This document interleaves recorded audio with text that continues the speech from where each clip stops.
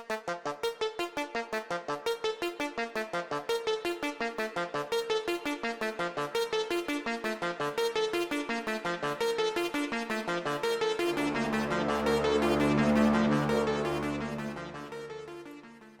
and welcome to the channel. I am your host, Travieso Americano. Please go ahead and like, comment, and subscribe down below. Do all of those algorithmic-y things that make the channel successful. I would appreciate it.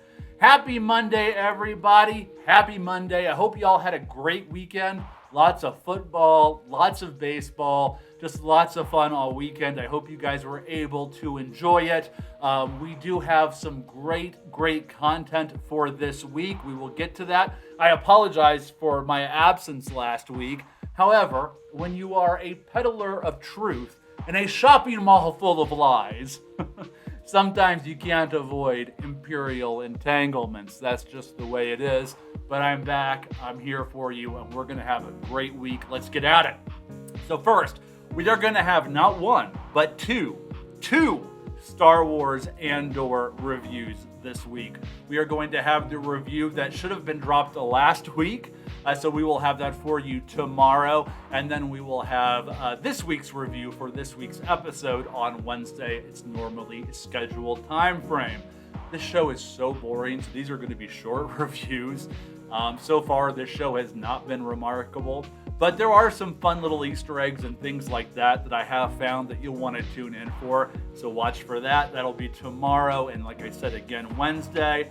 And then, of course, what we've all been waiting for. Some of us have been waiting 1 year, I guess, for this.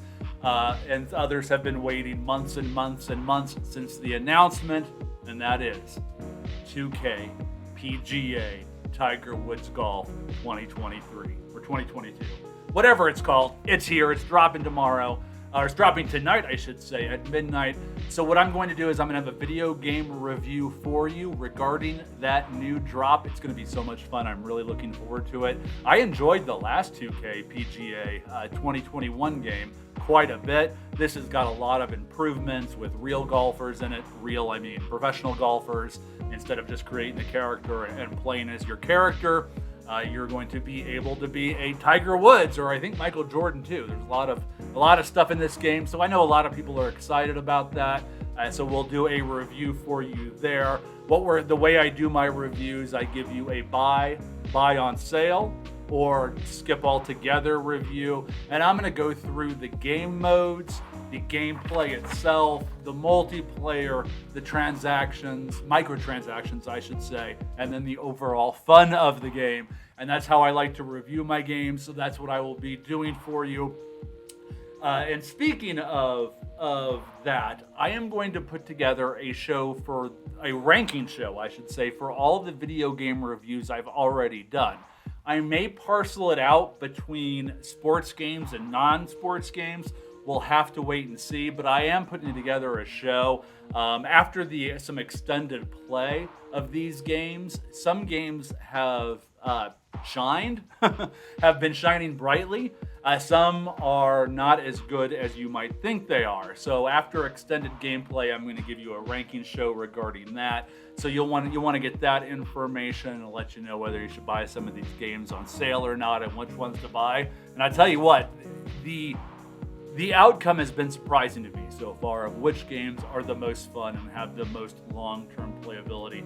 So we'll definitely get into that. If you're wondering why I'm not doing the PGA game, the 2K PGA 2022 Tiger Woods, whatever it's called, tomorrow, it's because I am giving myself a full 48 hours now to play the game and review it. I didn't feel like I was giving you guys the proper reviews just because those games were releasing and I had a limited amount of time to play and then get my thoughts together and then create a video. So I'm going to give myself 2 days now. I think that'll give me enough time to play the game, to get a real sense of the game, and then to be able to collect my thoughts and be able to reflect upon the game and let you know whether you should buy on sale or skip altogether. So that's going to be fun. Also, in terms of the rampant consumerism that we're talking about today, I am going to announce right now that we are going to kick off the holiday season with a Christmas wish list show. It's kind of hard to say, but a Christmas wish list show.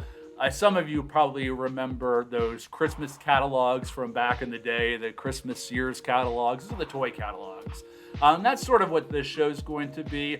It's going to start dropping in not on Thanksgiving. It's going to start dropping. I was trying to say Thanksgiving. What I meant to say was November. Start of November. That way, when Thanksgiving hits, when you have those sales, those Black Friday sales, those Digital Monday sales, you're already going to have that information. So we will start that at the start of November. I keep wanting to say Thanksgiving there. At the start of November, and we will probably do one once a week. It's going to be sort of one of those shows where we can tell the normies what we want for Christmas, so to speak. We can also find stuff that we might not be aware of. So we're going to have a lot of information regarding that, maybe products that you don't know are out, just a lot of cool stuff that people like us would really like to have for Christmas, or maybe we can give to others for Christmas. But in any case, you're going to want to check that out. And that will be, like I said, ready. We'll have that in November so that you can be ready for Thanksgiving. And then on Friday, of course, we're going to have our Friday allowance show. As many of you are aware, that is our happy hour collecting show. We throw off the work week. We relax on Friday afternoon/evening, maybe have a beer, maybe have an adult beverage, whatever you want to do, toke on, your bong, whatever you need if you're in a legal state. But we're going to enjoy our time. We're going to talk cards, either cards, we talk comics, we talk toys, anything that's collectible we can talk about. Eventually this show will be a live show, so we'll have that and I'll be able to interact with you a little bit more when that does go on. But this is a fun show. We all always enjoy it. This week we are going to have a reveal, not a pack reveal. This is going to be a graded card reveal. So I've gone and picked up, I've got some rules for how I buy on eBay, and I'll go through that as the week goes on. I'll keep you abreast of how that works. But it's going to be a fun show. You're going to want to stick around for it on Friday and just relax and have a good time. So let's start the week off right, though, with a funny story. As you can see there, we have Joe Musgrove and Buck Showalter there in the picture. And this weekend, as many of you all are aware, the Buck Showalter-led Mets were playing the Joe Musgrove pitching Padres, the San Diego Fathers. And Buck Showalter is a fantastic manager. I know a lot of people had a problem with him calling out Joe Musgrove. And what happened was Buck Showalter is what I'm trying to say. Buck Showalter called out and asked the umps to check Joe Musgrove behind his ears for illegal substances pitching. A couple of years ago, or I believe it was last year, the MLB started checking pitchers for illegal substances on their hands, belts, hats, wherever. So Buck Showalter asked the umps to check Joe Musgrove. And the reason for that could have been because Joe Musgrove's spin rates were up incredibly. I mean, they were crazy high. They had gone up, on one of his pitches, the spin rate went up 248 RPMs per second, which when they stopped the illegal substances last year, a lot of pitchers lost 100 RPMs per second, and that was a huge drop for them. So with some pitches of Musgrove getting 248 RPM boost, you can understand why Buck Showalter was a little bit edgy. I'm not sure that was all the reason for it. I think part of it could have been that Buck just wanted to throw Joe off his game. The Mets were losing. They are now out of it. Spoiler alert, they are not now out of the playoffs. The Mets are.